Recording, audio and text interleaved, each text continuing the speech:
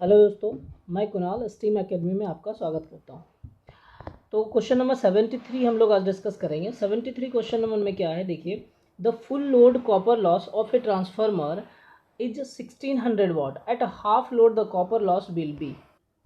ठीक है, क्वेश्चन में है कि कॉपर लॉस आपको फुल लोड पे दिया हुआ है जो कि है 1600 वाट, और आपसे पूछ रहा है क्या, हाफ लोड पे the copper loss will B. तो आपने एक पढ़ा होगा कि जब हाफ लोड की बात करेंगे तो 1/2 का स्क्वायर इंटू PCU हो जाता है। ठीक है, कहने का ये मतलब हो गया कि 1600 अपॉन में 1/2 इज नथिंग बट 4, ये हो जाएगा आपका कितना, 400। ठीक है, तो आंसर आपका क्या हो जाएगा, ऑप्शन डी हो जाएगा 400 वाट। क्लियर है आपको।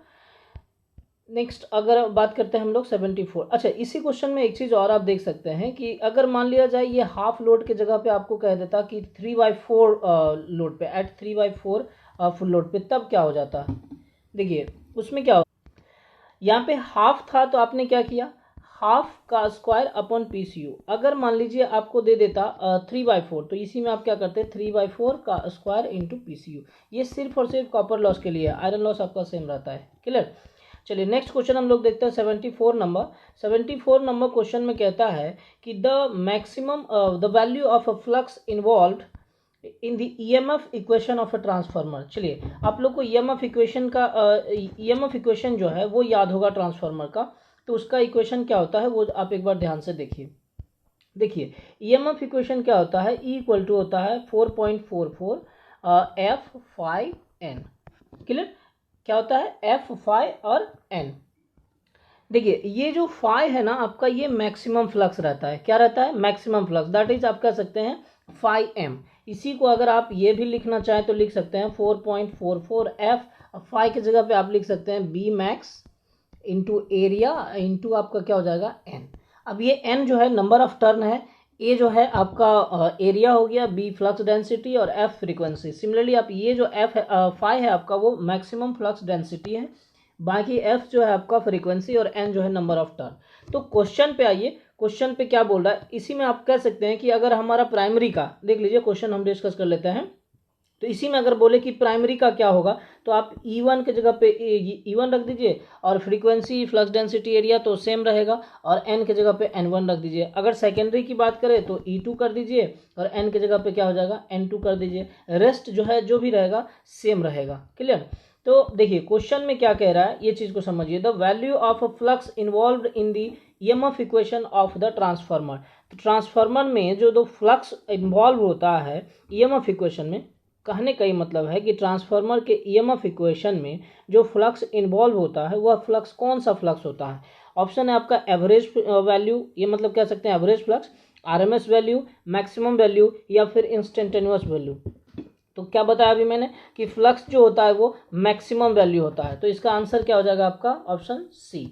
नेक्स्ट क्वेश्चन देखिए, the silicon steel is use in lamination mainly.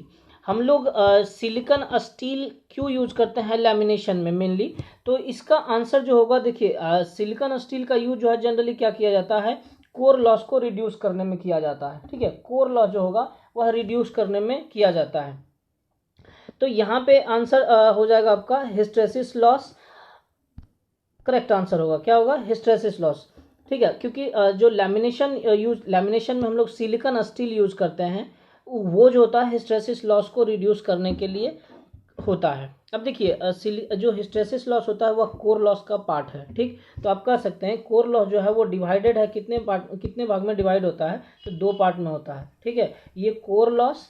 अब कोर लॉस 2 प्रकार का कह सकते हैं, एक होता है हिस्टेरेसिस और दूसरा क्या होता है, एडी करंट लॉस। ये जो होता है 70 to 80% होता है। टोटल कोर लॉस का 70 से 80% होता है कौन सा, हिस्टेरेसिस लॉस। और ये जो आपका कह सकते हैं कि 20 to 30%, 20 से 30% जो होता है आपका क्या होता है, 20 to 30, 20 से 30% आपका ईडी करंट लॉस होता है। समझ में आई बात, 70 से 80% हिस्टेरेसिस लॉस और 20 से 30% ईडी करंट लॉस। अब देखिए ज़्यादा यहाँ पे 70 to 80% जो है हिस्टेरेसिस लॉस है।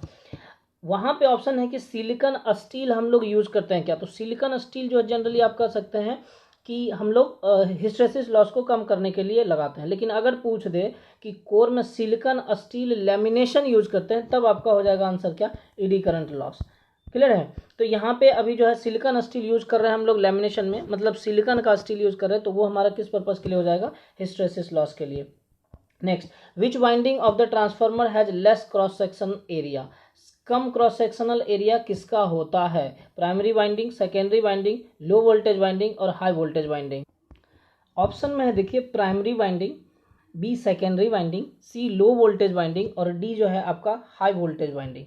देखिए प्राइमरी वाइंडिंग सेकेंडरी वाइंडिंग तो आपका होगा नहीं, रीज़न ये है कि प्राइमरी या तो हाई वोल्टेज वाइंडिंग हो सकता है या लो वोल्टेज वाइंडिंग हो सकता है। जहाँ तक की बात करें सेकेंडरी वाइंडिंग की, तो वह भी जो है दोनों हो सकता है, चाहे आपका LV हो चाहे HV हो। अब हम लोग बात करते हैं LV वाइंडिंग का और HV वाइंडिंग का। देखिए इसमें कैसे आप कह सकते हैं कि हमारा जो क्रॉस सेक्शनल एरिया होगा कंडक्टर का, वह किसका कम होगा। आइए देखिए, हम लोग जानते हैं ट्रांसफॉर्मेशन रेशियो से अगर बात करें तो हम जानते हैं E2 जो है E2/E1 बराबर होता है क्या, N2/N1। बस इतना ध्यान में रखिए, ठीक है। अच्छा, इसको एक और कह सकते हैं I1 में क्या होता है I2, ठीक है, क्या होता है I1 में I2। तो इसका हमें अभी यूज नहीं करना है, तो हम यहाँ से इस इक्वेशन से अगर देखें तो क्या कह सकते हैं, E2 जो है आपका इन्वर्सली प्रोपोर्शनल है I2 का, ठीक है। E2 क्या है, इन्वर्सली प्रोपोर्शनल है I2 का। कहने का ये मतलब कि अगर E2 ज़्यादा होगा, E2 ज़्यादा होगा तो I2 क्या होगा, कम होगा। क्लियर। मैं यहाँ ये नहीं बोल रहा हूँ हाई वोल्टेज लो वोल्टेज, सीधा सीधा मैं ऐसे डिस्कस कर रहा हूँ कि E2 जो होगा अगर मान लीजिए अधिक होगा, अगर E2 अधिक है तो स्वाभाविक है कि E1 कम होगा। तो E2 हमारा यहाँ पे आप कह सकते हो HV हम मान लिए, E2 हाई वोल्टेज है और E1 जो है कम होगा, तो E1 हमारा क्या हो जाएगा LV। तो अगर मान लीजिए E2 अधिक है तो I2 क्या होगा, कम होगा। और आप जानते हो कि I directly proportional to area होता है, ठीक। अगर I कम है तो एरिया भी क्या होगा, कम होगा। अच्छा, ये जो कंडीशन है आपका किस केस में आ रहा है, तो जब हाई वोल्टेज है। अभी मैं बात करता हूँ E1 का। अब E1 अगर कम है तो ये हमारा क्या हो जाएगा, लो वोल्टेज वाइंडिंग। अब E1 कम है तो आप क्या कर सकते हो, I1 जो है वो ज़्यादा है, और I1 अगर ज़्यादा है तो आप क्या कहोगे कि एरिया भी आपका क्या है, ज़्यादा है। मतलब स्पष्ट आप कह सकते हो कि जिस वाइंडिंग का कह लो या जिस साइड में हाई वोल्टेज होगा उसका क्रॉस सेक्शनल एरिया क्या होगा, कम होगा। क्लियर। तो आइए अब देखते हैं इसमें आंसर क्या हो जाएगा। देखिए उस हिसाब से अगर मैं आंसर देखूं तो आंसर क्या हो जाएगा, option D, high voltage winding. Next question हम लोग देखते हैं कि power transformer are generally design to have maximum efficiency around. देखिए ये क्वेश्चन रिपीट है कि जो पावर ट्रांसफार्मर होता है वह जनरली किस पे डिजाइन किया जाता है ताकि उसको मैक्सिमम इफिशियंसी मिले। ऑप्शन ए है no load, B half load, C near full load और डी 10% ओवरलोड। देखो यहाँ आंसर अगर बात करोगे पावर ट्रांसफार्मर का तो वो क्या हो जाएगा, नियर फुल लोड। लेकिन अगर मैं बोलूँ कि यहीं पे अगर डिस्ट्रीब्यूशन ट्रांसफार्मर की बात कर दे तो वो क्या हो जाएगा, एट 50% ऑफ लोड, ठीक है, मतलब हाफ लोड कह सकते हो, एट 50% ऑफ लोड, ठीक। नेक्स्ट क्वेश्चन है, which of the following is main advantage of N auto transformer over to winding transformer. तो इसमें एक डेरिवेशन आप पढ़े होंगे कि ऑटो ट्रांसफार्मर के कंपैरिजन में जो ट्रांसफार्मर टू वाइंडिंग ट्रांसफार्मर होता है उसमें ज़्यादा वाइंडिंग यूज होता है। या फिर आप कह सकते हैं जब डायग्राम आप बनाइएगा तो अभी आप देखिएगा, पहले हम लोग डिस्कस कर लेते हैं ऑप्शन से। देखिए कि ऑप्शन ए है आपका हिस्टैरिसीस लॉसेस आर रिड्यूस, क्या हिस्टैरिसीस लॉस कम होगा। B saving in winding material, C copper losses are negligible और डी जो है ईडी करंट लॉसेस की बात कर रहा है, eddy losses are totally eliminated. देखिए अगर मैं डायग्राम बनाऊं सिर्फ और सिर्फ इसका, अगर ये रहा आपका टू वाइंडिंग ट्रांसफार्मर, क्या रहा ये टू वाइंडिंग ट्रांसफार्मर, इसके ऊपर आपका क्या रहता है, वाइंडिंग रहता है, ठीक है, ये वाइंडिंग। लेकिन अगर मैं बोलूँ कि ये रहा ऑटो ट्रांसफार्मर की बात करोगे तो ऑटो ट्रांसफार्मर में सिंगल वाइंडिंग रहता है, ठीक है, यही सिंगल वाइंडिंग को डिवाइड कर दिया जाता है कुछ प्रोपोर्शन में। तो ये हो गया, मतलब इसमें हम एक ही वाइंडिंग है ना उसको बांट के हम क्या कर रहे हैं, दो पार्ट में बना दिए। एक ही वाइंडिंग है उसको हम दो मान लेते हैं कि ये प्राइमरी है और ये सेकेंडरी है, और यहाँ पे हम लोग दो वाइंडिंग यूज कर रहे हैं। तो स्वाभाविक है कि जो कॉपर मटेरियल यूज होगा ऑटो ट्रांसफार्मर में वो कम यूज होगा comparison to two winding transformer. तो अगर मान लो कॉपर मटेरियल कम यूज हो रहा है तो उसका वेट भी क्या होगा, कम होगा। तो जो यहाँ पे क्या है कि अगर दोनों को कंपेयर किया जाए तो ज़्यादा किस में लगा, टू वाइंडिंग ट्रांसफार्मर में, और कम किस में लगा, तो ऑटो ट्रांसफार्मर में। समझ में आई बात। तो यहाँ पे हम क्या कर सकते हैं कि कॉपर जो सेव किए हम लोग किस में किए, तो ऑटो ट्रांसफार्मर में। ऐसे एक डेरिवेशन भी आपने पढ़ा होगा जब ऑटो ट्रांसफार्मर पढ़ रहे होंगे, तो उस टाइम में आपका डेरिवेशन भी देखे होंगे कि क्या हो जाएगा, मतलब 1 - k टाइम जो होता है वेट कम हो जाता है, ठीक, ऑटो ट्रांसफार्मर का, ठीक है, comparison to two winding transformer. तो यहाँ उस हिसाब से आंसर क्या हो जाएगा, saving in copper winding material. अगर कम कॉपर यूज हुआ तो वो कॉपर को हम लोग क्या किए, सेव कर लिए ना, तो यही हो जाएगा यहाँ answer, saving in copper material. Next question हम लोग देखते हैं, during short circuit test iron losses are negligible. जब शॉर्ट सर्किट टेस्ट करते हैं हम लोग, तो आयरन लॉस क्या होता है कि नेग्लिजिबल होता है। ऐसा नहीं है कि आयरन लॉस होता नहीं है, चाहे आप ओपन सर्किट टेस्ट कीजिए चाहे शॉर्ट सर्किट टेस्ट कीजिए, दोनों कंडीशन में आपका कोर लॉस भी होगा और कॉपर लॉस भी होगा। लेकिन जब आप कोर लॉस टेस्ट करते हैं या ओपन सर्किट टेस्ट करते हैं, तो उसमें जो होता है कॉपर लॉस नेग्लिजिबल होता है। और फिर आप कह सकते हैं जब शॉर्ट सर्किट टेस्ट करते हैं तो उसमें आयरन लॉस क्या होता है, नेग्लिजिबल होता है। तो आखिर रीज़न क्या है, ये चीज़ देखिए।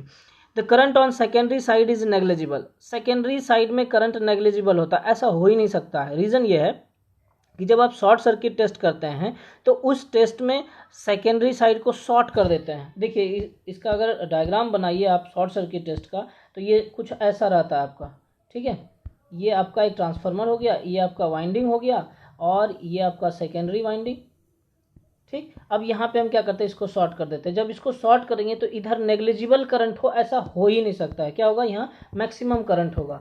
तो ये ऑप्शन तो आपका गलत है। The current on secondary side is negligible. The voltage on secondary side does not very. भाई वोल्टेज जब शॉर्ट कर देते हैं तो उधर बिल्कुल कम हो जाएगा, ठीक। तो वेरी करने का कोई बात नहीं है कि ये भी आंसर हमारा नहीं होगा। Next, the voltage applied on primary side is लो। अब देखिए जब आप शॉर्ट सर्किट कर रहे होंगे तो यहाँ पे कहा जाता है कि लो वोल्टेज पर हमको रेटेड करंट मिल जाता है, ठीक। लो वोल्टेज पर रेटेड करंट मिल जाता है, इसलिए हम लोग क्या करते हैं, शॉर्ट सर्किट में एग्जैक्टली लो वोल्टेज अप्लाई करते हैं, जिसके वजह से हमें रेटेड करंट अवेलेबल हो जाता है, ठीक है। तो यहाँ पे आंसर होगा क्या, आंसर आपका सी हो जाएगा, ठीक है। करेक्ट आंसर क्या हो जाएगा, C. The low voltage applied on primary side is low. इस वजह से क्या होता है कि हम लोग आयरन लॉस को एलिमिनेट करके चलते हैं या नेग्लिजिबल मानते हैं ड्यूरिंग शॉर्ट सर्किट कंडीशन में। नेक्स्ट है देखिए, two transformer are connected in parallel. दो ट्रांसफार्मर जो है पैरेलल में कनेक्ट किया हुआ है। These transformer do not have equal percentage impedance. अगर इस दोनों ट्रांसफार्मर के पास इक्वल परसेंटेज इम्पिडेंस नहीं है, this is likely to result in. तो रिजल्ट में क्या होगा, मतलब क्या होगा अगर उसका इक्वल परसेंटेज इम्पिडेंस नहीं है तब। देखिए यहाँ पे ऑप्शन है आपका short circuiting of the secondaries. उसके बाद कहता है कि power factor of one of the transformer is leading while that of other lagging. ये भी नहीं होगा। Transformer having higher copper loss will have negligible core losses. कोई ज़रूरी नहीं है कि जिसका कॉपर लॉस अधिक होगा उसका नेग्लिजिबल कोर लॉस कम होगा। Loading of the transformer not in proportion to their KVA rating. हाँ, ये आंसर देखिए आपका क्या होगा, करेक्ट हो जाएगा डी। जो ट्रांसफार्मर है पैरेलल ऑपरेशन तो संभव होगा दोनों में, ऐसा नहीं है कि पैरेलल ऑपरेशन नहीं होगा, पैरेलल ऑपरेशन होगा, लेकिन जिस प्रोपोर्शन में होना चाहिए उसके केवीए रेटिंग के हिसाब से वो नहीं होगा। तो इसका करेक्ट आंसर क्या हो जाएगा, D. Loading of the transformer not in proportion to their KVA rating. Next है the changes in volume of a transformer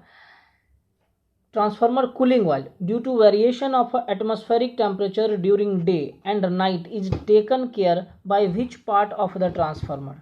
तो देखिए कह रहा है यहाँ पे कि ट्रांसफार्मर ऑयल का जो वॉल्यूम होता है, मतलब ट्रांसफार्मर ऑयल जो होता है वो सीधा सीधा बात करते हैं हम लोग, उसमें जो है ऑटोमेट मतलब एटमॉस्फेरिक टेम्परेचर के वजह से चाहे दिन और रात में जो होता है वो वैरी करता है उसका वॉल्यूम, ठीक है। वॉल्यूम वेरी करने का मतलब ये हो गया यहाँ पे समझिए कि मान लीजिए जब ट्रांसफार्मर ऑपरेटिंग कंडीशन में रहता है तो दिन में तो ऐसे भी गर्मी रहता है और रात में क्या होता है थोड़ा कम टेम्परेचर हो जाता है कंपैरिजन टू डे, ठीक है। तो दिन में एक तो नॉर्मल टेम्परेचर जो होता है या एटमॉस्फेरिक टेम्परेचर ज़्यादा होता है और ट्रांसफार्मर ऑपरेटिंग कंडीशन में होता है।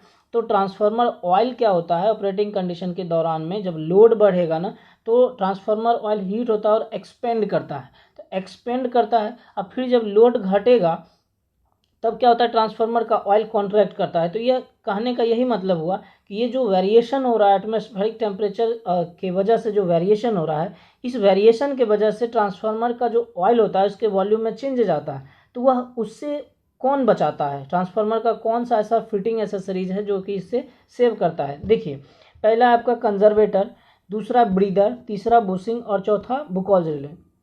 तो ध्यान दीजिए, कंजर्वेटर जो है वह आपका टॉप पोर्शन पे रहता है, ट्रांसफार्मर के टॉप पोर्शन पे आपका क्या रहता है, कंजर्वेटर रहता है।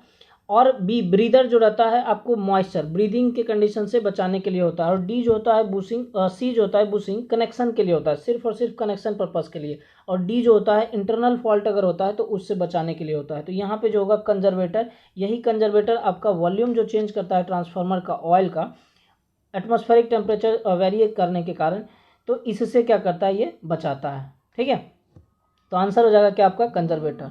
ठीक है, क्लियर है आपका। नेक्स्ट क्वेश्चन हम लोग देखते हैं 82 क्वेश्चन नंबर। 82 क्वेश्चन है कि an ideal transformer is one which has, कोई एक आइडियल ट्रांसफार्मर है उसके पास क्या है। क्लियर। ऑप्शन ए है आपका no load, no losses and magnetic leakage, interleaved primary and secondary winding. उसके बाद है A common core for its primary and secondary winding, core of stainless steel and winding of a pure copper metal, none of this. ठीक है, देखो ऐसे भी अगर सोचो कि कोई एक आइडियल पर्सन होगा तो इसका मतलब क्या है, उसमें किसी प्रकार का कोई डिमेरिट्स नहीं है, कोई कमी नहीं है, उसमें कोई कमजोरी नहीं है उसका, समझ में आई, जैसा कि होता नहीं है। ठीक, तो यहाँ पे भी मान लो कि हम आइडियल ट्रांसफार्मर बोल रहे हैं, तो इसका मतलब है ये थ्योरेटिकली है, सिर्फ प्रैक्टिकली संभव नहीं है। ठीक है, कि आइडियल ट्रांसफार्मर है तो उसके पास कोई कमी नहीं होगा, इफिशियंसी 100%, लॉसेस होगा ही नहीं, मैग्नेटिक लीकेज बिल्कुल भी नहीं होगा, जो फ्लक्स होगा वो प्राइमरी से सेकेंडरी में लिंक कर जाएगा और सेकेंडरी का प्राइमरी में टोटल फ्लक्स लिंक कर जाएगा, जो कि संभव नहीं है। तो यहाँ पे ऑप्शन ए जो हो जाएगा no losses and magnetic leakage, ये करेक्ट आंसर होगा। रीजन कि आइडियल ट्रांसफार्मर की बात कर रहे हैं हम लोग, तो आइडियल ट्रांसफार्मर के पास कोई लॉसेस नहीं होगा, किसी प्रकार का कोई लॉस नहीं होगा और ना ही मैग्नेटिक लीकेज होगा। ठीक है, 100% मैग्नेटिक लिंकेज होगा, इफिशियंसी 100% हो जाएगा, जो कि होता नहीं है। नेक्स्ट क्वेश्चन हम लोग देखते हैं, when A given transformer is run at its rated voltage but reduced frequency, अगर मान लीजिए कि कोई ट्रांसफार्मर है, यह रेटेड वोल्टेज पे वर्क कर रहा है लेकिन फ्रीक्वेंसी जो है कम है, एट रिड्यूस फ्रीक्वेंसी, तब क्या होगा। Option A flux density remains unaffected, option B iron loss are reduce, option C core flux density is reduce और option D core flux density is. देखिए यहाँ पे क्लियर है आपको, आप एक इक्वेशन जानते होंगे, अगर ट्रांसफार्मर का इक्वेशन आपको याद होगा, आप पढ़े होंगे तो उसमें एक इक्वेशन दिया होगा, E इक्वल टू कह लीजिए 4.44 F phi n, क्या है, E equal to 4.44 F phi n। यहाँ से आप लोग कह सकते हैं कि E जो होता है डायरेक्टली प्रोपोर्शनल होता है phi और F का, हम यहाँ से कहते हैं क्या, phi directly proportional to E by F। अगर फ्रीक्वेंसी कम होगा तो फ्लक्स क्या होगा, ज़्यादा होगा, और B इक्वल टू क्या होता है, phi बाई A, मतलब फ्लक्स अगर ज़्यादा होगा तो फ्लक्स डेंसिटी भी क्या होगा भैया, ज़्यादा होगा। समझ रहे हैं, फ्लक्स ज़्यादा तो फ्लक्स डेंसिटी भी ज़्यादा। देखिए क्वेश्चन में क्या बोल रहा है वो चीज़ समझिए, कि अगर मान लीजिए रिड्यूस्ड फ्रीक्वेंसी पे कोई ट्रांसफार्मर एट रेटेड वोल्टेज पे काम कर रहा है, रिड्यूस्ड फ्रीक्वेंसी पे रेटेड वोल्टेज पे काम कर रहा है, तब क्या होगा, फ्लक्स डेंसिटी रिमेन्स अनअफेक्टेड, नहीं, आयरन लॉसेस आर रिड्यूस, नहीं, core flux density is reduce, नहीं, कोर फ्लक्स डेंसिटी क्या होगा, इंक्रीज हो जाएगा। तो बी हमारा फ्लक्स डेंसिटी है, तो फ्लक्स डेंसिटी क्या हो रहा है यहाँ पे, इंक्रीज हो रहा है। करेक्ट आंसर आपका, सही आंसर क्या हो जाएगा, option D, core flux density is increased.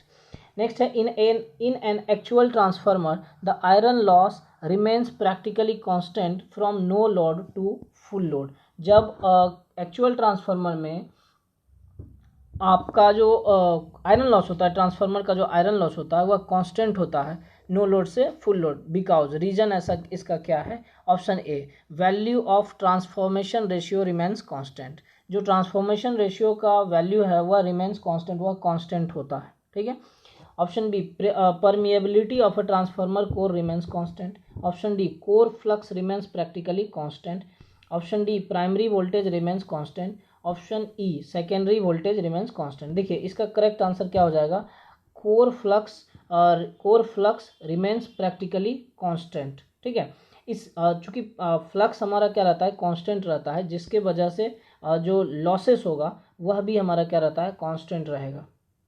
समझे? तो यही आंसर हो जाएगा इसका आपका। देखिए इसको आप वेरीफाई चाहिए तो कर सकते।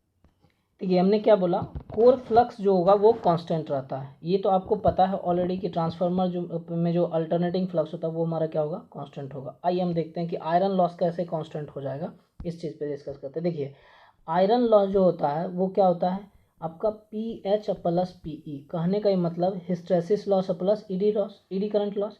अब यहाँ से हम कह सकते हैं कि ये चीज़ आप जानिए कि PH जो होता है डायरेक्टली प्रोपोर्शनल टू B पे पावर 1.6 और PE ED करंट लॉ जो होता है B का स्क्वायर होता है। ठीक है, तो यहाँ से हम डायरेक्टली ऐसा कहें क्या, ये डायरेक्टली प्रोपोर्शनल हो जाएगा क्या, B।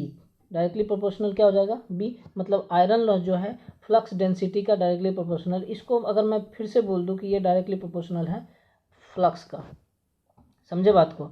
अब देखिए फ्लक्स बराबर आप ये भी लिख सकते हैं, फ्लक्स जो है डायरेक्टली प्रोपोर्शनल है E/N का। बोलिए ये कैसे है, EMF इक्वेशन से बस कीजिए आप। EMF इक्वेशन अगर जानते हैं आप तो इजीली ये निकाल सकते हैं, E बराबर 4.44 F/N। तो ये हो जाता है। अब समझिए कि यहाँ से कह रहा है कि हमने क्या बोला, फ्लक्स कांस्टेंट, मतलब फ्लक्स कांस्टेंट तो फ्लक्स डेंसिटी कांस्टेंट, और फ्लक्स डेंसिटी कांस्टेंट तो ये PI भी हमारा क्या हो जाएगा, कांस्टेंट हो जाएगा। तो आप नो लोड से आप फुल लोड में आइए तो आपका जब लोड घटेगा बढ़ेगा तो उससे फ्लक्स पे आपको कोई वेरिएशन नहीं मिलेगा। रीज़न ये भी देख लीजिए कि ये जो आपका E/N है ये एक्चुअली में क्या है, इसको आप कह सकते हो क्या, E1/N1 बराबर E2/N2। यही तो ट्रांसफॉर्मेशन रेशियो है।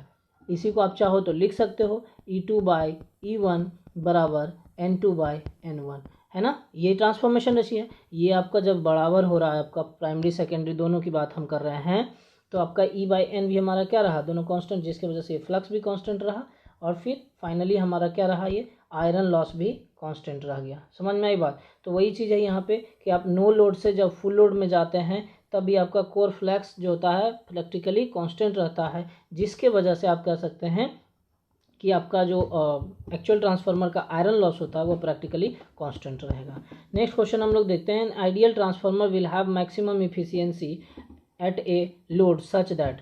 तो आप जानते हैं ट्रांसफार्मर का जो मैक्सिमम इफिशियंसी कब होता है, जब कोर लॉस बराबर हो जाता है कॉपर लॉस का, या फिर कह सकते हैं कांस्टेंट लॉस बराबर हो जाता है वेरिएबल लॉस का। तो ऑप्शन ए आप देखिए, copper loss equal to iron loss. ठीक है, कॉपर लॉस और आयरन लॉस दोनों बराबर हो जाएगा तो फिर आपका क्या कहलाएगा, उस स्टेज पे आपका इफिशियंसी क्या होगा, ट्रांसफार्मर का मैक्सिमम हो जाएगा। तो इसका करेक्ट आंसर क्या हो जाएगा, option A, copper loss equal to iron loss.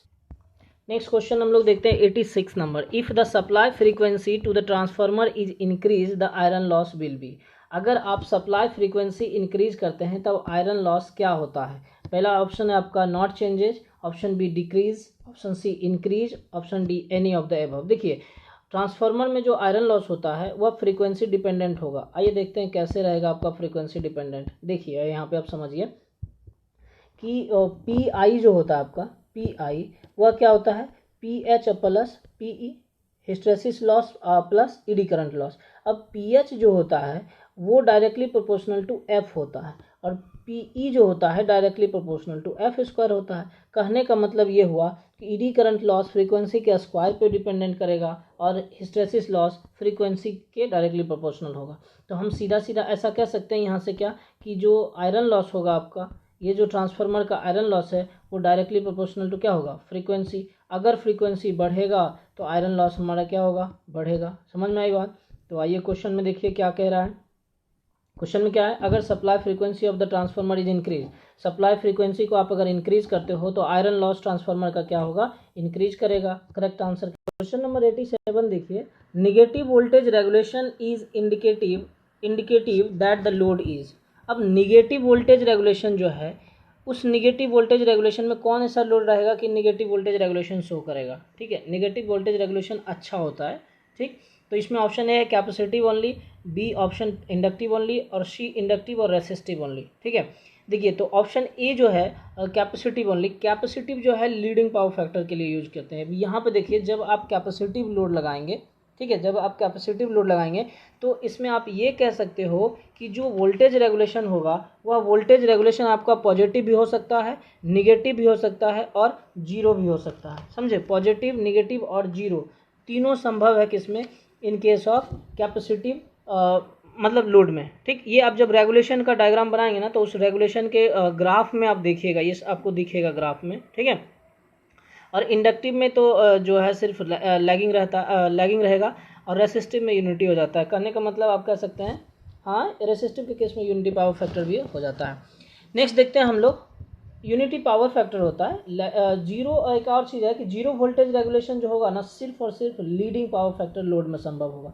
सिर्फ zero voltage regulation leading power factor load में संभव होगा। लेकिन कैपेसिटिव लोड की बात करेंगे तो कैपेसिटिव में आप जीरो, पॉजिटिव, निगेटिव तीनों हो सकता है। ठीक है, इंडक्टिव में तो आपका सिर्फ पॉजिटिव रेगुलेशन रहेगा। क्लियर। नेक्स्ट 88 क्वेश्चन नंबर हम लोग देखते हैं, iron loss of a transformer can be measured by.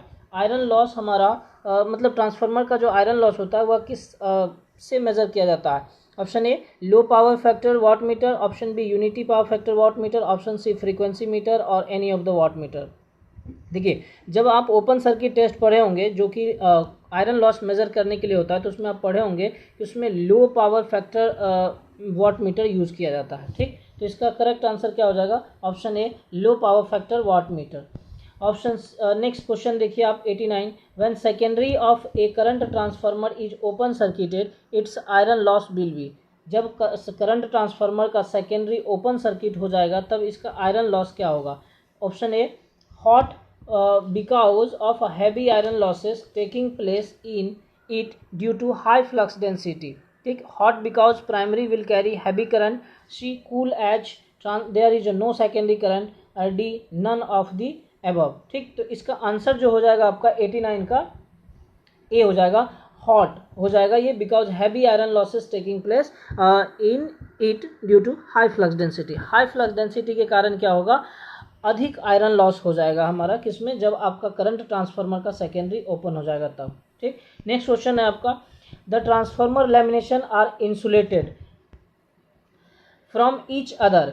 जो ट्रांसफार्मर का लेमिनेशन होता है ना वह भी एक दूसरे से मतलब इंसुलेटेड रहता है वार्निश से। ठीक है, एक तरह का पेंट है, ये कोटिंग चढ़ाया हुआ रहता है कह सकते हैं आपका। ठीक, तो ऑप्शन ए देखिए mica strip, option B thin coat of varnish, option C paper और एनी ऑफ द एबव। तो देखिए इसका करेक्ट आंसर जो हो जाएगा कौन सा, ऑप्शन बी हो जाएगा, थिन कोट ऑफ माइका। क्या हो जाएगा, thin coat of varnish, sorry mica नहीं, thin coat of varnish. Varnish का पेंटिंग कह सकते हैं, बहुत ही पतला लेयर चढ़ाया जाता है किसके ऊपर, लेमिनेशन के ऊपर। समझे। नेक्स्ट क्वेश्चन हम लोग देखते हैं, which type of winding is used in 3 phase shell type transformer. कौन सा वाइंडिंग सेल टाइप ट्रांसफार्मर में प्रोवाइड किया जाता है। Option A circular type, option B sandwich type, option C cylindrical type और रेक्टेंगुलर टाइप। ऑप्शन बी जो हो जाएगा इसका करेक्ट आंसर हो जाएगा। ठीक है, ऑप्शन बी क्या होगा, करेक्ट आंसर हो जाएगा सैंडविच टाइप। सैंडविच टाइप जो होता है 3 फेज सेल टाइप ट्रांसफार्मर में यूज होता है, ये सब एप्लीकेशन है। During open circuit test a transformer, open circuit test में जो ट्रांसफार्मर होता है उसमें क्या होता है, primary is supplied rated voltage, primary is supplied full load current, primary is supplied rated supplied current eight reduced voltage, primary is supplied rated KVA. देखिए जब ओपन सर्किट में होता है ना तो रेटेड वोल्टेज अप्लाइड किया जाता है। क्या अप्लाई किया जाता है, रेटेड वोल्टेज। ये पढ़े होंगे अगर ओपन सर्किट में तो स्पष्ट आपका पहला लाइन ही रहा होगा ये, कि जब हम लोग ओपन सर्किट टेस्ट परफॉर्म करते हैं तो उस टाइम में रेटेड वोल्टेज अप्लाई करते हैं। ठीक है, और जब शॉर्ट सर्किट की बात आएगी तो वहाँ पे हम लो वोल्टेज अप्लाई करते हैं रेटेड करंट ऑब्टेन करने के लिए। तो इसका करेक्ट आंसर क्या हो जाएगा, option A primary is supplied rated voltage, primary is supplied rated voltage. Next question देखिए हम लोग, open circuit test on transformer is conducted to determine. अब जो ट्रांसफार्मर का ओपन सर्किट टेस्ट रहता है वो हम क्यों मतलब करते हैं, क्यों परफॉर्म करते हैं, तो उसका एग्जैक्ट करेक्ट आंसर क्या हो जाएगा, कोर लॉस मेजर करने के लिए करते हैं हम लोग। क्यों करते हैं, कोर लॉस मेजर करने के लिए। देखिए तो इसमें ऑप्शन ए है hysteresis loss, copper loss, core loss, eddy current loss. देखिए हिस्टैरिसीस लॉस और ईडी करंट लॉस तो कोर लॉस में आ जाएगा, तो आंसर क्या हो जाएगा आपका, ऑप्शन सी कोर लॉस। ठीक है, इसी को आप क्या बोल सकते हो, आयरन लॉस। नेक्स्ट क्वेश्चन है, short circuit test on a transformer is conducted to determine. Short circuit test हम लोग ट्रांसफार्मर के ऊपर क्यों करते हैं, तो कॉपर लॉस फाइंड करने के लिए करते हैं? Option A hysteresis loss, B copper loss, C core loss और डी एडी करंट लॉस। तो इसका करेक्ट आंसर क्या हो जाएगा आपका कॉपर लॉस। ठीक है, ट्रांसफार्मर में जो शॉर्ट सर्किट टेस्ट परफॉर्म किया जाता है वह किस लिए किया जाता है? तो कॉपर लॉस को फाइंड करने के लिए। नेक्स्ट क्वेश्चन है, for the parallel operation of a single phase transformer it is necessary that they should have. तो नेसेसरी कंडीशन जो है पैरेलल ऑपरेशन का क्या है? उसका पोलरिटी जो है एडिटिव और सब्ट्रैक्टिव जो होता है वह सेम होना चाहिए। ठीक है, तो ऑप्शन ए है same efficiency, option B same polarity, same KVA rating, option D same number of turns on the secondary side. तो इसका करेक्ट आंसर क्या हो जाएगा? Same polarity. ठीक है, इसका करेक्ट आंसर क्या होगा? Same polarity. Option B will be the correct answer. Next question है, the transformer oil should have volatility and viscosity. अब इसमें क्या है, ट्रांसफार्मर में वोलाटिलिटी और विस्कोसिटी का प्रॉपर्टी कैसा होना चाहिए, ये चीज़ पूछा जा रहा है। देखिए, तो जो वोलाटिलिटी होता है मतलब कह सकते हैं मिलना, ऐसा नहीं है कि कुछ भी उसमें मिला दिए तो इजीली वह मिल जाए। तो वोलाटिलिटी आपका क्या होना चाहिए? कम होना चाहिए, सारा चीज़ में वो जल्दी से मिक्स हो जाए, ऐसा नहीं होना चाहिए। और विस्कोसिटी मतलब एक तरह से कह सकते हैं गाढ़ा जो है। ठीक है, तो विस्कस भी क्या होना चाहिए? कम होना चाहिए। तो इसका करेक्ट आंसर क्या होगा देखते हैं। ऑप्शन ए है लो माने कि लो वोलाटिलिटी और low viscosity. Option B high माने हाई वोलाटिलिटी और high viscosity. Option C low high माने कि लो वोलाटिलिटी और high viscosity. Option D high volatility and low viscosity. तो इसका करेक्ट आंसर क्या हो जाएगा? ऑप्शन ए। करेक्ट आंसर क्या हो जाएगा इसका? Option A low volatility and low viscosity. ठीक है, इसका वोलाटिलिटी क्या हो जाएगा? कम होगा और विस्कोसिटी भी क्या होगा? कम होगा।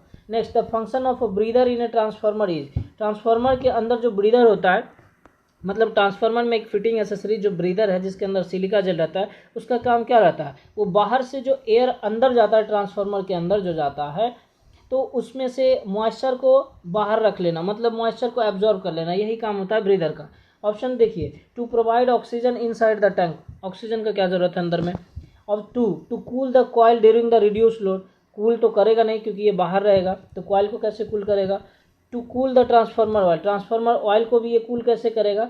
ऑप्शन डी है to arrest flow of moisture when outside air enters the transformer. हाँ, तो ऑप्शन क्या हो जाएगा? डी करेक्ट हो जाएगा। ये क्या करता है, मतलब जो मॉइस्चर होता है उसको अरेस्ट कर लेता है, उसको बाहर मतलब ही रख लेता है, वहीं पे एब्जॉर्ब कर लेता है जो एयर हमारा ट्रांसफार्मर के अंदर जाता है। ठीक है, तो ट्रांसफार्मर के अंदर जाने वाले एयर से मॉइस्चर को अरेस्ट कर लेता है या एब्जॉर्ब कर लेता है।